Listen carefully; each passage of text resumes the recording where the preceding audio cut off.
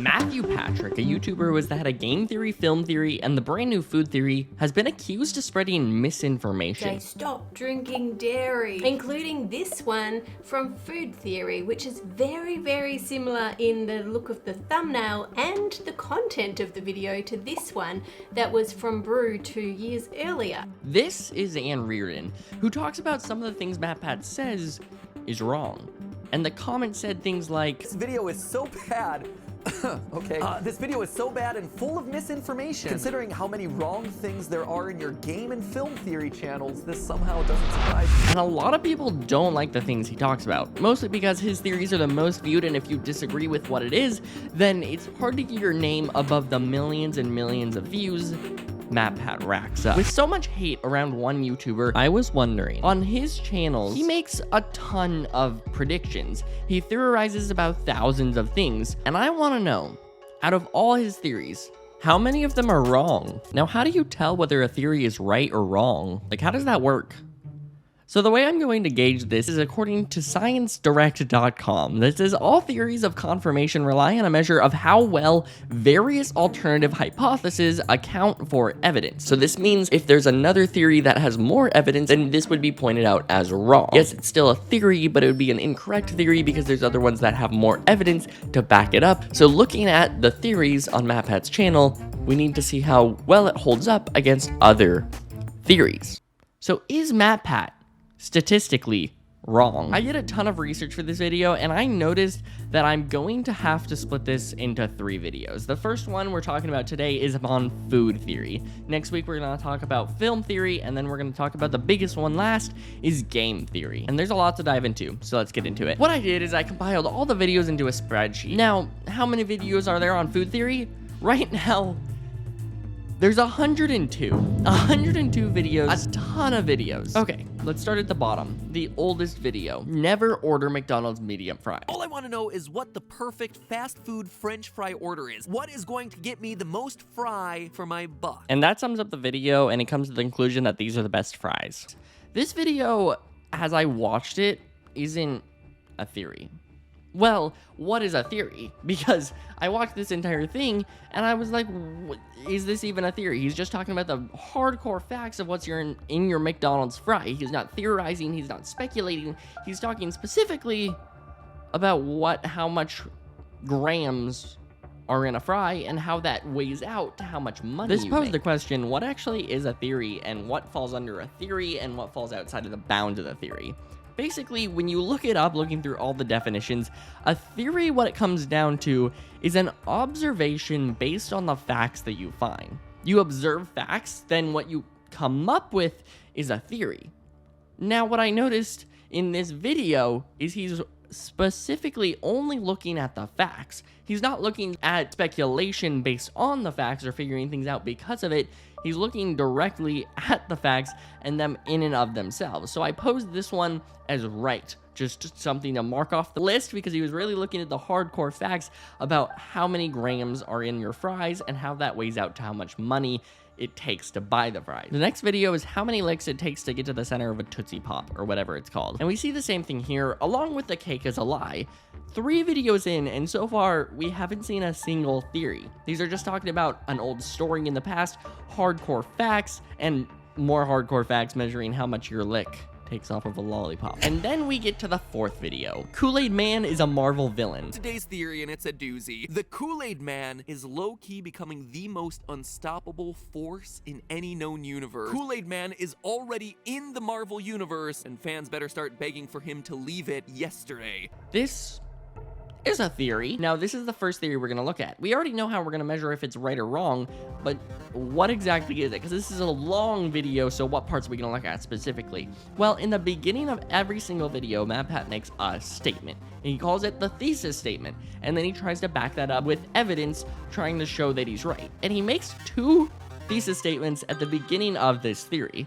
One is that he's in the Marvel Cinematic Universe. And 2, Kool-Aid Man is an unstoppable force. Now, the first one is a fact. The Kool-Aid Man's in the Marvel Cinematic Universe because there was a comic about him and how he fought villains or whatever. Dumb? Yes. Right? Evidence is he's in the Marvel Cinematic Universe? Yes. Now, honestly, I know what you're thinking. This is stupid and I should mark this down as wrong because the MCU is never going to put the Kool-Aid Man inside of the MCU.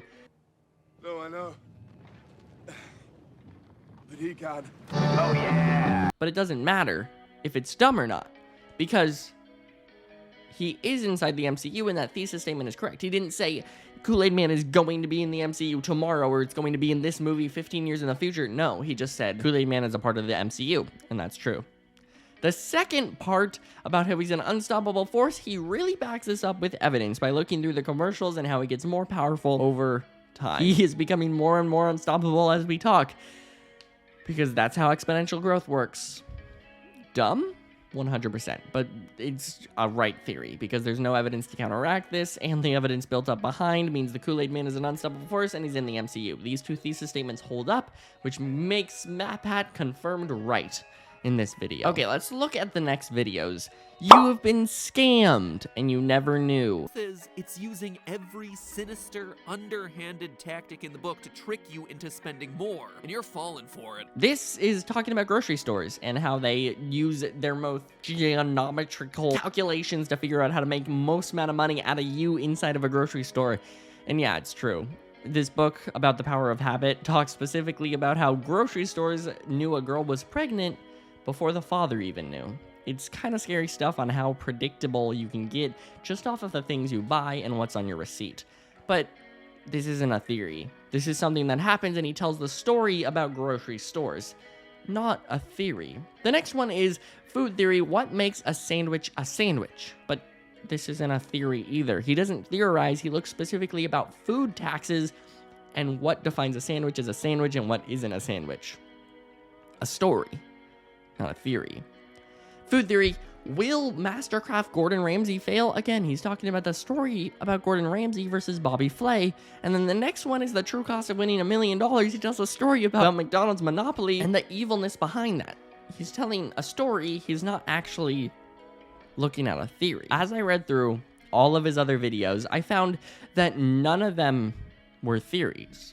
The Curse of Colonel Sanders shows the backstory of Colonel Sanders and how it cursed this football team, and that was an evil legend that was actually proved wrong. Count Chocolate just shows the past to Count Chocolate, how he arose as a cereal brand. If we go all the way up, his next theory is Grubhub's hidden lore.